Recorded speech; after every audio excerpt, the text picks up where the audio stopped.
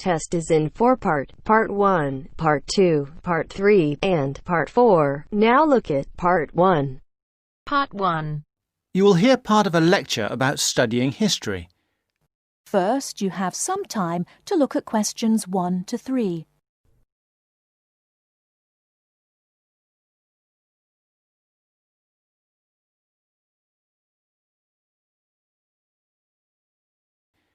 Listen carefully and answer questions 1 to 3. Good morning, everybody. I'd like to begin this term's lectures with a discussion of the various sub-disciplines in history. Before I do that, though, can I refer you to the handout you picked up on the way in? It deals with two general topics. The first is, why study history? And the second is, what is history? Neither of these questions has an easy answer. In fact, people have been asking these questions for as long as history has been studied.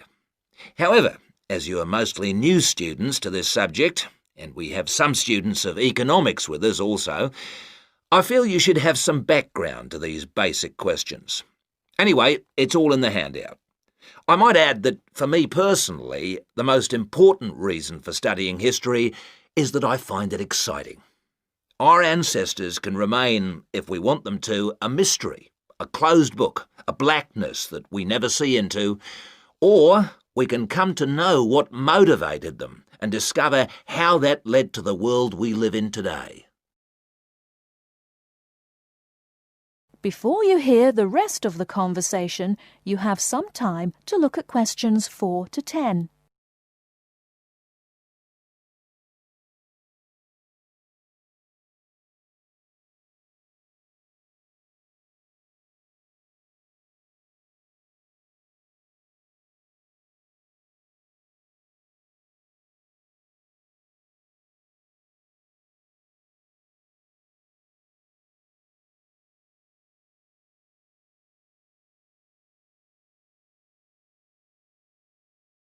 Now listen and answer questions 4 to 10.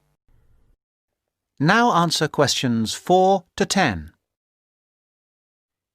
You who have chosen to pursue the study of history are very fortunate.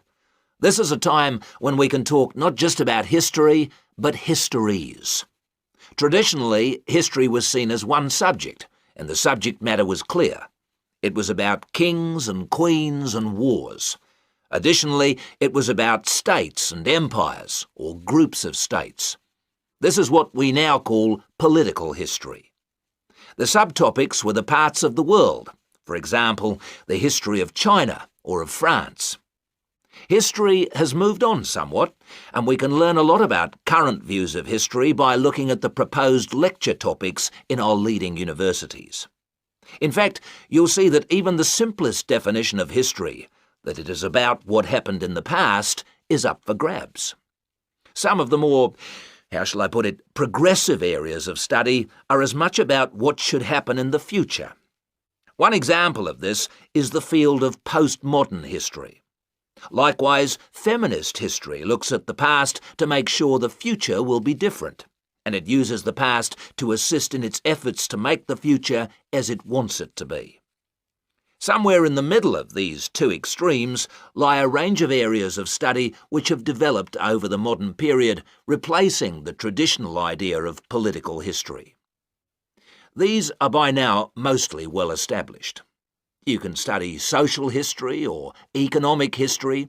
Social history asks about the ordinary people and their lives, not just their daily lives, but their contribution to changes in our society.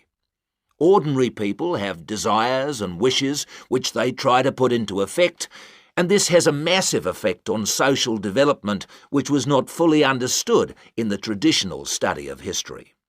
By the way, one area of traditional history which I forgot to mention, but which has had a resurgence of interest in recent years, is the area of military history. This was, of course, of great practical use in more violent times, and unfortunately has become of increasing use and interest, academically and practically, in our own times. By the way, there is a new series of lectures on military history in our department, as if to demonstrate the truth of what I've just said. Ethnic and multicultural history are further examples of kinds of history which, like social history, differ from the traditional forms. Ethnic history is a modern concern which concentrates on the value systems and beliefs of a people, usually a minority people, which were ignored in the rapid forward march of the rich and powerful nations and states. How various ethnic groups live together and how their traditions change and develop is the subject of its contemporary cousin, multicultural history. In sum, as I said, you are fortunate to have such a wide choice of things to study in the fields of history. Choose wisely. And finally, it only remains for me to wish you good luck in your studies. That is the end of part 1. You now have half a minute to check your answers.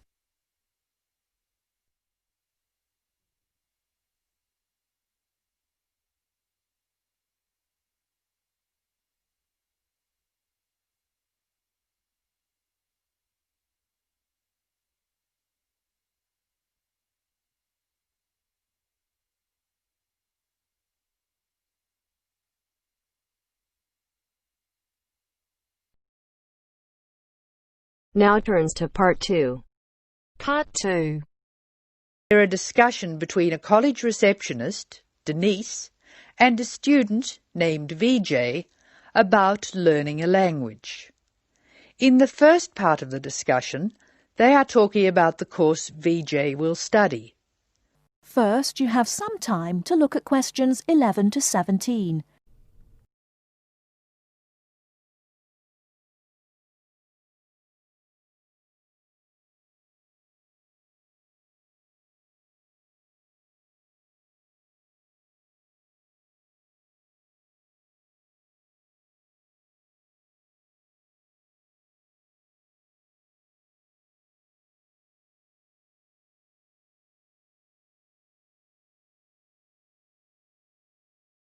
Now, listen carefully and answer questions 11 to 17. Hello. May I help you? Hello. Is this the right place for me to register to study foreign languages? Yes, it is. May I have your name, please? Vijay. My family name is Paresh. Vijay Paresh. Okay. Do you have a telephone number? Yeah. 909-2467. Thank you. Now, which language would you like to learn?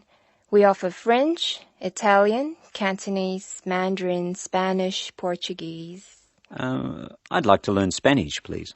Okay. Our classes are conducted in lots of different places. We have classrooms in the city and here in this building.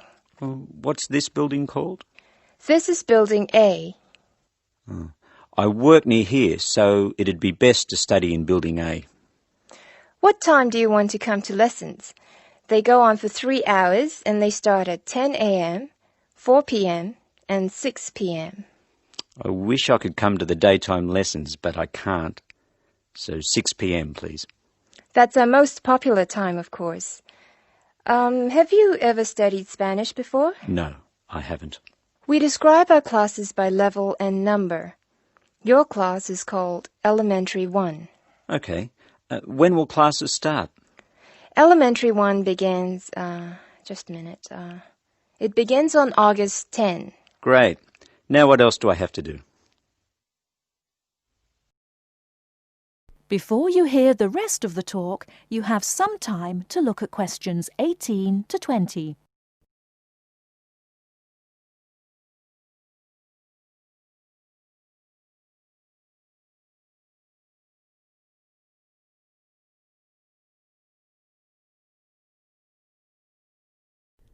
Now listen and answer questions 18 to 20. I'm sorry, Vijay. What were you saying? I wanted to know what else I had to do. Oh, of course. Please go to the building on the other side of Smith Street. I want you to go to the reception area first. It's just inside the door on the left as you enter from Smith Street. Give them this form. Okay. Do I pay my fees there? No, but the fees office is in the same building. Go past the escalators, and you'll see a games shop. It's in the corner. The fees office is between the games shop and the toilets. Thanks. Where can I buy books? The bookshop is opposite the lifts. It's right next to the entrance from Robert Street. Your offices are spread out. Not as badly as they used to be. By the way, we offer very competitive overseas travel rates to our students. Oh, I'd like to look into that. Of course. The travel agency is at the Smith Street end of the building, in the corner next to the insurance office. Thank you very much. Bye. That is the end of part 2. You now have half a minute to check your answers.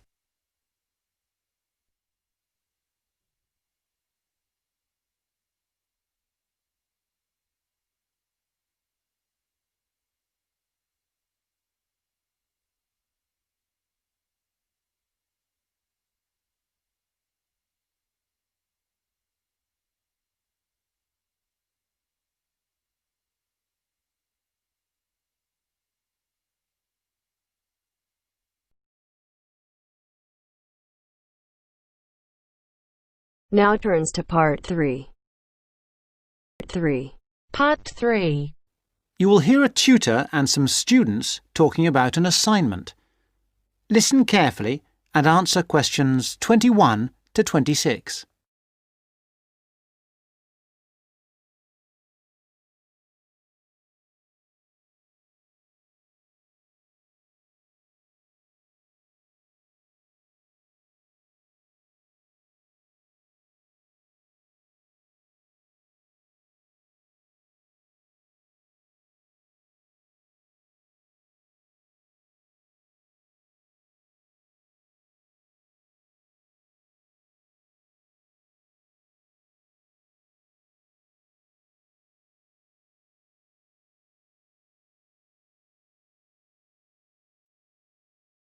Come in. Sit down. Good to see you. Hello. Hello.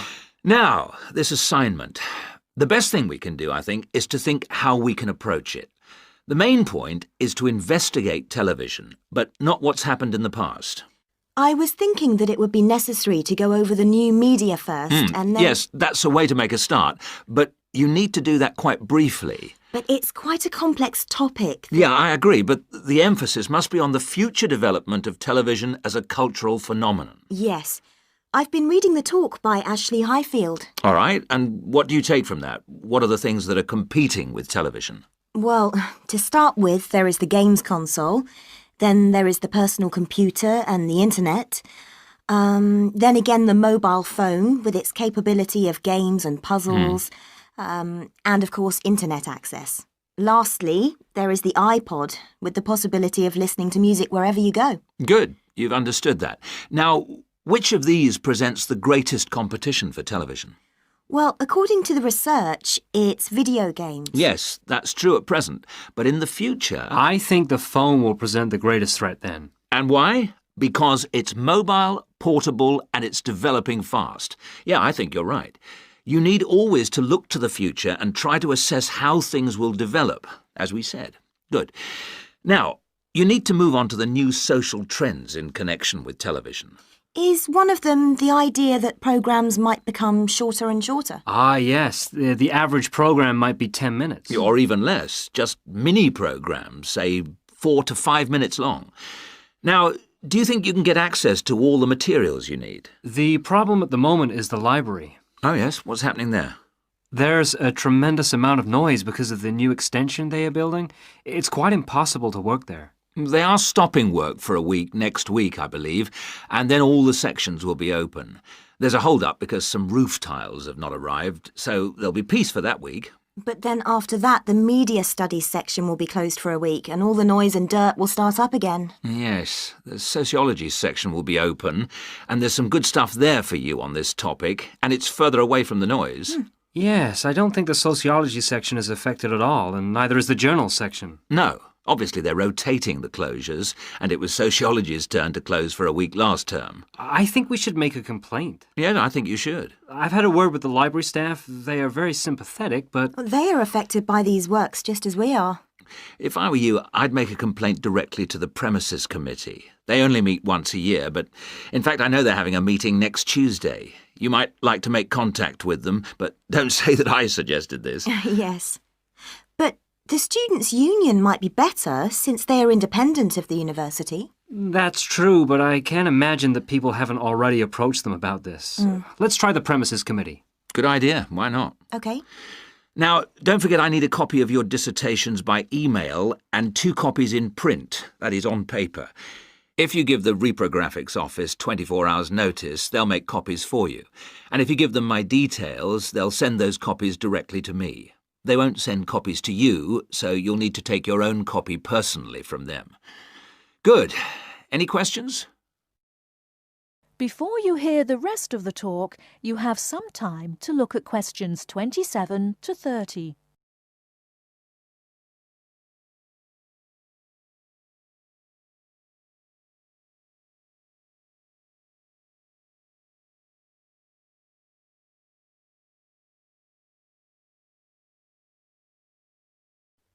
Now answer questions 27 to 30.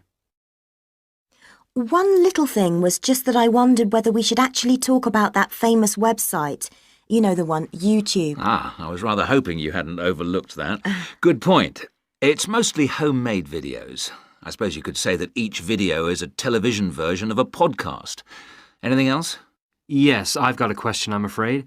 I'm not completely clear about the exact meaning of culture, as we are using it in this subject. Well, Mrs. Jones is giving a lecture on culture and society in the University Theatre. It's on Wednesday at 10 a.m, and you can learn all about it there, I'm sure. Can you give us that again, please? Yes, that's Culture and Society. It's in the University Theatre. And let me just check the time. Yes, here it is. 10 a.m. on Wednesday. She'll be giving a very thorough discussion of the issues in defining what culture means. Right. That's good. The thing is, the reading list confused me a bit. One thing that occurred to me was that it might be broken down into subsections for future students. Yes, that's a fair point. I'll bear that in mind. Now, don't forget, you need to do the reading and finish the assignment by the 4th of July. Is that okay? Fine. Thank you very much.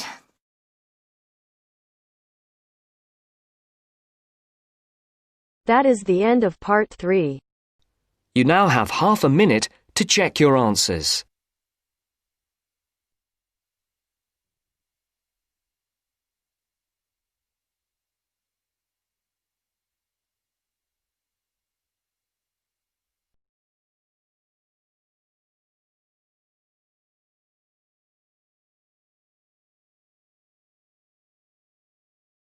Now turns to part 4.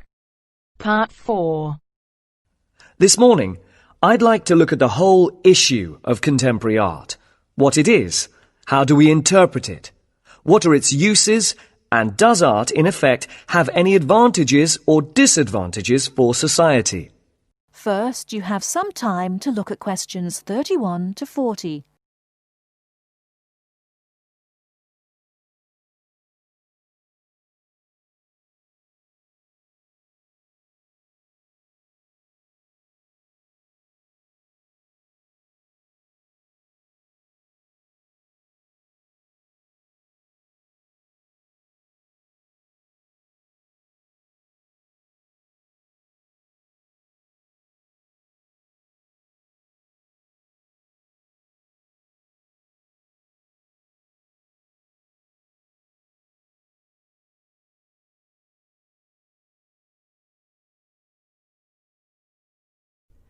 Now listen carefully and answer questions 31 to 40. Welcome to this series of lectures on interpreting contemporary art. This morning, I'd like to look at the whole issue of contemporary art. What it is, how do we interpret it, what are its uses, and does art, in effect, have any advantages or disadvantages for society? I think at this point it's important for me to clarify that I am looking at art from two main perspectives. Firstly, art as something made by and appreciated by individuals, and secondly, art's relationship with society, as it is society that supports, protects, and encourages art. And I'm hoping that this lecture will act as a springboard for you to revisit your own artistic experiences and question your own ideas of what contemporary art means. Throughout this series of lectures, I'll be looking at various examples of art to illustrate my points. However, if at any point I show you an example which is unfamiliar, then please tell me, as it is imperative that you be able to use your past experiences so that you can check to see if your ideas agree with mine. So if you have not seen a particular work of art before, then this will not work. And let me remind you now that at the end of these lectures you will be given a written assignment which will consist of a 2,500-word critical essay. This is not an art review, but an analysis of what you think this kind of art means. Okay, so what is contemporary art? Well, my view is that contemporary art reflects a particular time in history.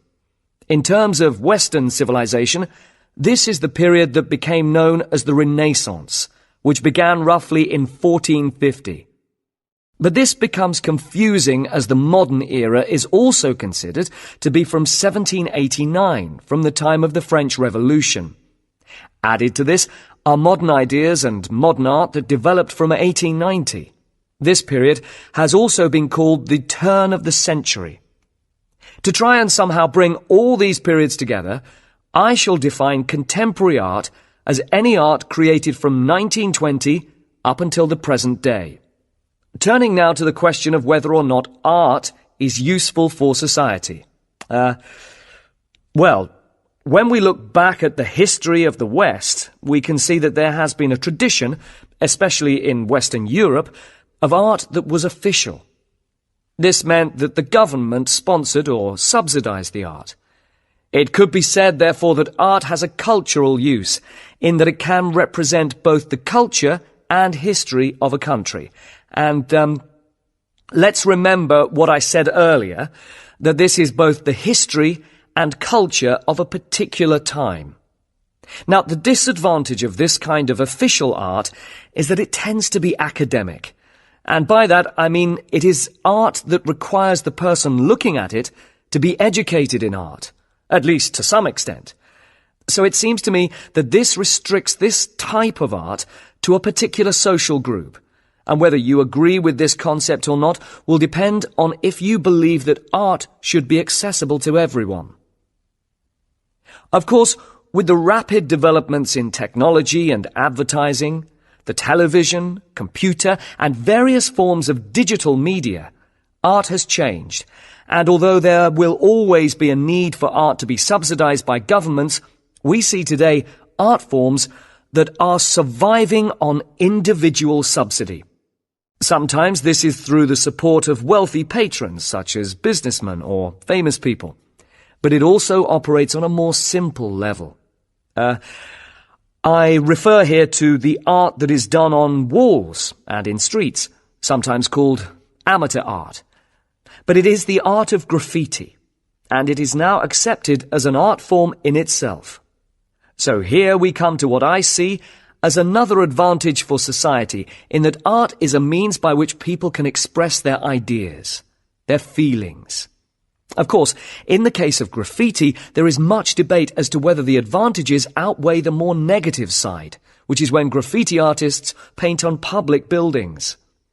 This creates unnecessary expense and also damages these buildings, which are meant for public use. We will be looking at some examples of this later on. Now, many critics of contemporary art have pointed to art that is often violent and even obscene. But I would like to suggest that such art is not meant to only shock us. It also has the element of exposure, so it can teach us about the violence in society. This then brings us to another advantage of art. It can raise awareness, help us see things in a different light. The disadvantage of this is that art can be dangerous. What I'm saying here is that if we accept that contemporary art has the power to influence our feelings and attitudes, then we have to accept that art can evoke negative feelings like anger as much as it can give us feelings of hope and peace. But art is, after all, about us, so it can be about our beliefs and our behaviour. And as human beings, we possess both positive and negative traits. I'd like to show you some slides now to illustrate what I've been talking about.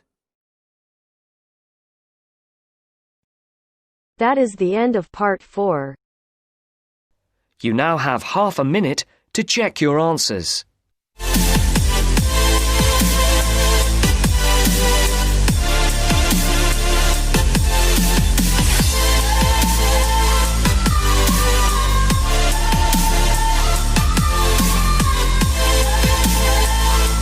That is the end of the test. You now have 10 minutes to transfer your answers to your Ielts listening answer sheet.